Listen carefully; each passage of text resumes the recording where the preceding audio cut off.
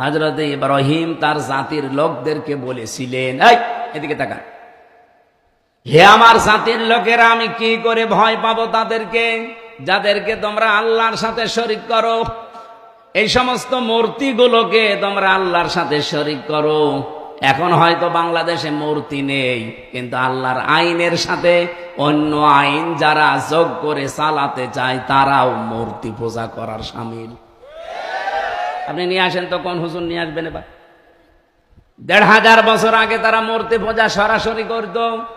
৯২% মুসলমানের দেশে হয়তো এসে শয়তান আপনাকে বলবে না যে এই যে পাথরের মূর্তি, এই যে মাটির তৈরি মূর্তি আপনি সেজদা দেন, বলবে না। এ তো শিরক হয় কি করে, সেরকম একটা রাস্তায় আপনাকে নিয়ে যাবে।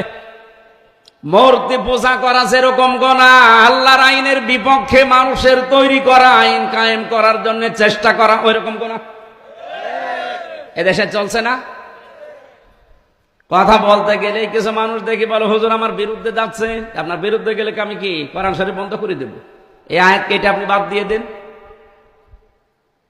আপনি মানুষের তৈরি করা আইন আল্লাহর সাথে যেটা শিরিক, এইটা করতে গিয়ে আপনি ভয় পান না। এটার জন্য আপনি মিছিল করেন, মিটিং করেন, দল করেন, টাকা খরচ করেন, শ্রম দেন।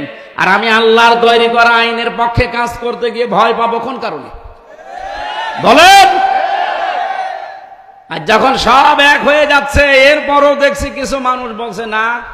এতদিন তো যাকে একটা কথা বলতেন যে এ দেশে ইংরেজি শিক্ষিত মানুষ দুইটা এক জায়গায় হতে পারলে ওই হুজুররা এক জায়গায় হয় না। এবার তো এক হয়েছে, এবার আপনি কি বলবেন?